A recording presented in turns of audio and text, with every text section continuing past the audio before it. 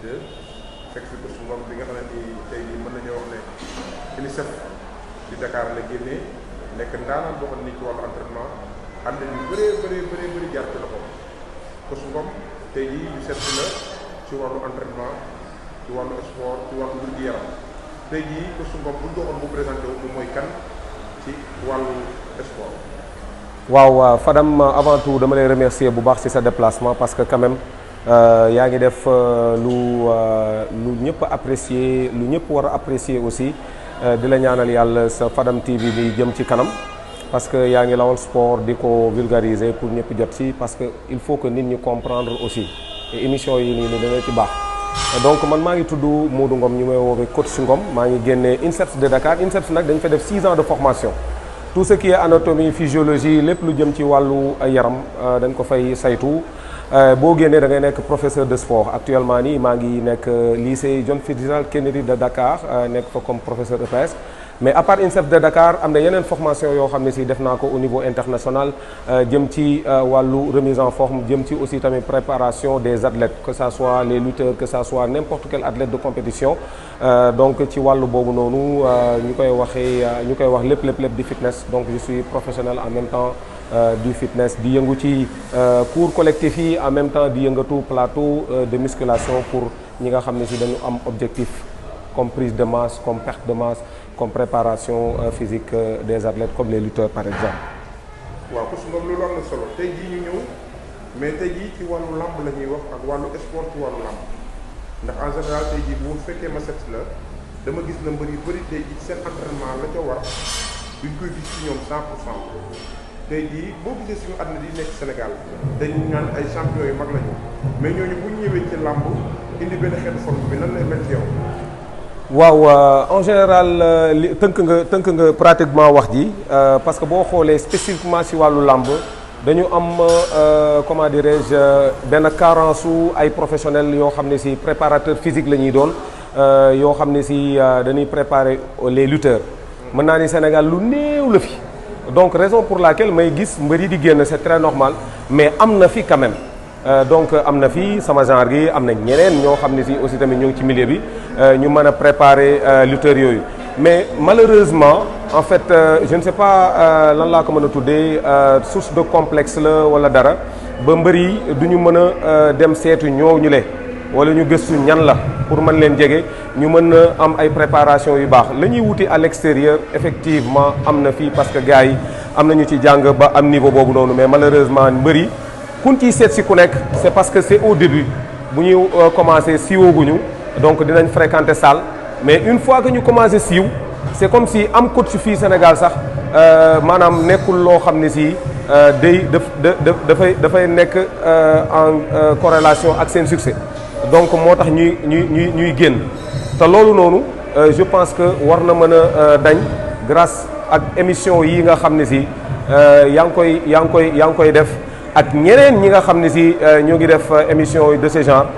pour wane ni que effectivement la ngeen di wuti à l'extérieur am na fii mais beneen côté bi dinaa leen comprendre par exemple bu dee à l'extérieur dinañ am plus de temps de récupération ce qui n'est pas le cas ici parce que boo xoolee mbër yi bu ndee ñëw salle pratiquement gàngoor la ñuy doon ci salle bi mbër bi du am concentration parce que entraînement dafay laaj concentration bu ñu ñibbee du ñu am le maximum de concentration gàngoor bi aussi da leen di topp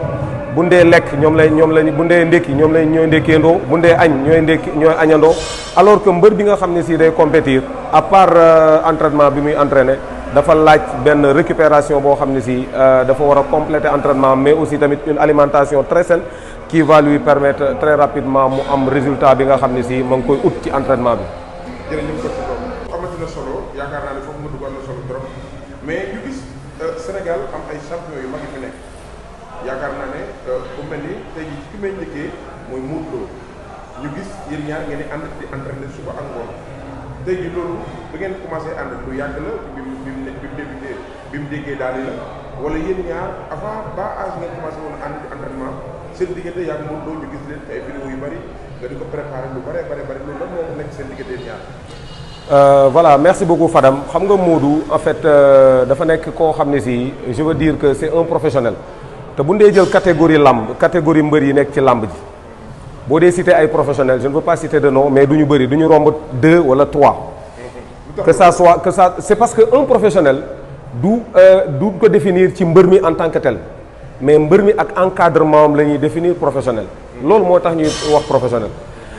Par exemple un professionnel bu mel na par exemple Modou Lo. Modou Lo il a son staff dans son staff il a son entraîneur et il a ses conseillers il a ses comment dirais-je ñi nga xam ne si ñoo koy préparel mu lekk ñi nga xam ne si ñoo koy yoreel butéel yi staff boobu noonu plus moom nga xam ne si day respecter un programme d'entraînement bien défini par rapport ak objectif am bi muy def loolu moo tax ñu naan professionnel te loolu barewul ci milieu bi boo xoolee loolu moo tax ma gën a am maanaam engagement ci côté Modou Lo di ko encadrer mais Modou Lo avant muy ñëw ci man nekk na un très grand professionnel parce que je l'ai connu pratiquement depuis ay 2006 Modou Lo musul entraîner sans programme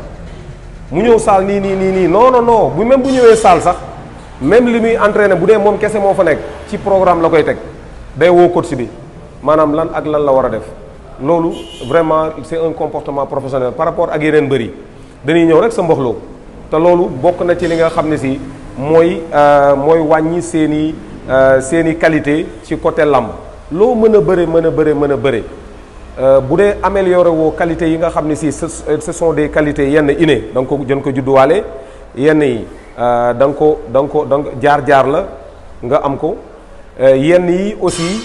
entraînement mooy tax nga amélioré ko mais entraînement bi bu jaarul yoon qualité yooyu yëpp da nga koy perdre par exemple un conseiller lu tax nga war ko am bokk na ci par exemple mbër boo xam ne si dafa topp à chaque fois bu jógee entraînement dinaa ni ay pot rek moom xamul maanaam dosage bi nga xam ne si moom la war a jël moo tax nga gis mbër bi un jour du jour au lendemain nga gis ko mu toll nii alors que la prise de protéine dafa am yoon donc war nga am un diététicien bu lay mën a conseiller ci côté boobu parce que protéine prise bi c'est quoi bu dee da ngay entraîner may nañ la ba 2 grammes de protéines yoo war a mën a jël bu dee da nga entraîner da nga nekk un compétiteur mais bu dee entraîner woo loolu moom c'est autre chose te waroo ko dépasser te 2 grammes boobu noonu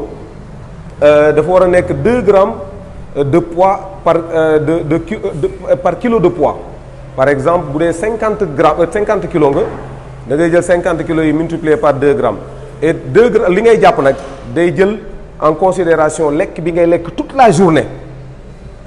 journée parce que boo añee am na jën boo reeree am na yàpp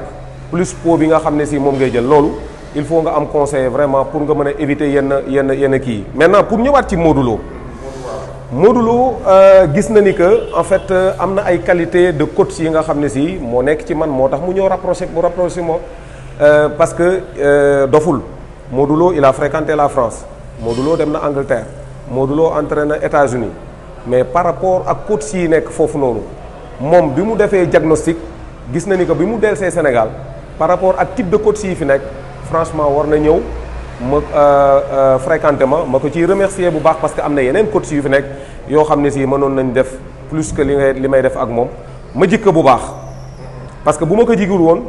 durant tout ce temps du rester ak man parce que au moins yàlla may na ko xel yàlla may na ko expérience su entraînement aujourd'hui coach boo xam ne si yaa ngi koy entraîner te tegoo entraînement bi ci yoon mën na la fa bàyyi dem wuti leneen parce que la muy sentir ci yaramam moo koy révéler ne que coach bii da koy rey mais en fait juralu ko loo xam ne si da koy yóbbu ci kanam ci wàllu làmb. mais man dama fort ci yooyu ne mës nga entraîné Ama Baldé te Ama Baldé war a dajeeg Modou Lo te Modou Lo nekk athlète bu sérieux. waaw Ama Baldé nekk benn mbër boo xam ne nii du gis lu mbër am. waaw c'est que effectivement. ñoom ñaar ñëpp ñam nga leen seen entraînement bi ngeen a dajalee ñoom ñaar pour nga entraîné Ama Baldé bi muy bëreeg Tapha Tine boobu yaa ko programmé yaa ngi ci ay entraînement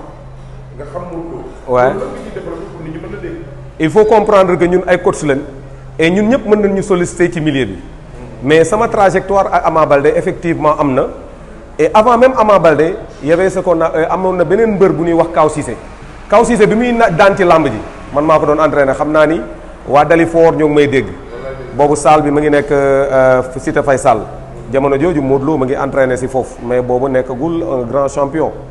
bi ma jugee ci Modou Lo effectivement bi ma jugee ci Kaw Cissé boobu noonu entraîné naa fi Ama Baldé bi mu nekkee ci CLAF bi muy daan Tapha Tine on s'entraînait là-bas fële au Maris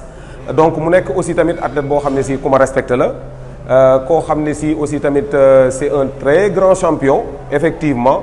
mais le grand champion des grands champions maintenant c'est Modou Lo mais Fadam il faut que qu'on se dise la vérité man coach la du ma nekk coach Real di faral Barça non c'est que je mets toutes les chances de mon côté pour quand même mën a fexe ba sama athlète mën a daan ki nga xam ne si moom lay dajal loolu mooy rôle coach. mais su ñu doon laaj ci Ama Baldé. yan qualité nga gis ci moom yoo xam ne nii impressionné na ci moom ci bi ñu koy entraîné ci CLAF. waaw ci CLAF bi dama doon seetaan ay lambam mais moom lépp loo xam ne si fit la ak lu ko bis bi may moom da koy jël ak lépp lu ko adversaire am may dama gis ni ko da koy jël. te loolu bokk na ci qualité vraiment d'un champion maanaam koo xam ne si day jël ay risques donc moom day jël ay risque bi nag mën nga koy jël di ci am ndam mais attention risques yi nag boo ko dee jël ci sama côté waa ji nag moom mën na am mu demee neneen parce que quand même sama waa ji aussi tamit ku xam Ama Baldé la ni Ama Baldé jàpp ni que noonu la ko xamee donc man maa ngi aujourd'hui ci côté Modou Lo donte Ama Baldé am na qualité yoo xam ne si vraiment yu qualité mbër la di ko ñaanal yàlla aussi tamit mu devenir un très grand champion. Ama Baldé am na lu nga doon impressionné ci wàllu entraînement loo xam ne nii jaaxal na la wala jaaxal. waaw mooy moom ci côté entraînement respecté na heure deuxièmement loo ko teg dina ko tegoo ba mu jeex te loolu bokk na ci qualité vraiment de très bons athlètes. loolu Ama Baldé am na ko ak teg na loo ko teg mu tegoo ko mooy am na fit bi parce que entraînement aussi tamit boo ko ñemee doo mës a nekk boo ko ñemewul doo mës a nekk champion te Ama Baldé quand même ñeme na entraînement parce que bi ma koy entraîné da doon dem duni di ñëw salle et benn point d'interrogation foofu mbër yi nañuy moytu loolu Fadam mbër yi nañ koy moytu parce que jugee dune même pas 3 heures de temps ñëw salle loolu mbër yi nañ koy moytu bu baax a baax parce que bu dee da nga koy def di ci am ndam c'est parce que da nga nekk xale mais bu dee da nga dem dune imaginez nga yéeg dune yi boo dee yéeg ay dune tu fais de la musculation des jambes nga war a ñëw amaat programme mu jambe même pas 2 heures de temps alors que un programme de musculation dafa am benn durée am na yoo xam ne si il faut 24 heures yenn yi am na yoo xam ne si il faut 48 heures donc nga am programme mu tànk dem dune yi yéeg parce que seen daw yi nekkul un programme cardio dañuy yéeg ba seen tànk yi gonflé moo tax en général bu ñu ñëwee salle du ñu attan dara moo tax nga gis des fois ñu naan diw attanul lu bëri mais c'est parce que amul temps de récupération pour que mu accumuler entraînement bi mu def 2 heures de temps après mu ñëw te diggante bi day ndékki te bu ndekkee temps war na am temps de récupération pour am une bonne digestion pour que bu ñëwee salle mën a yëkkati lu diis li nga xam ne si moom la yëkkati. kon Modou Lo am na lu koy xaar ci Ama Baldé kon lu doy waar ndax qualité yi dox ci Ama Baldé jafe na mbër mu ndaw am ko. mais looloo tax sama waa ji jël ko sama waa ji du jël cuune Modou Lo du jël cuune moo tax mu jël Ama Baldé ndaanaan moo tax mu jël ko pour wane ni que moom tamit ndaanaan ci kaw ndaanaan la. parce que mooy le messie de l'arène vraiment te Ama Baldé nangul na ko Ama Baldé mi ma xam na ni ko nangul na loolu Modou Lo parce que de tout le temps maa ngi rappelé wu même bi ma koy encadré peu de temps boobu noonu mu nekkoon ci CLAF bi je me rappelle amoon nañu benn discussion boo xam ne si il parlait tout le temps de Modou Lo jamono jooju noonu donc nga xam ni que nga xam ni que kon yàgg na topp Modou Lo mais aussi tamit Modou Lo yàgg na ko bàyyi xel parce que tamit boobu moom mu ngi discuter ci diggante moom Modou Lo. boobu xam na ni que dafa war a bëri loolu mooy champion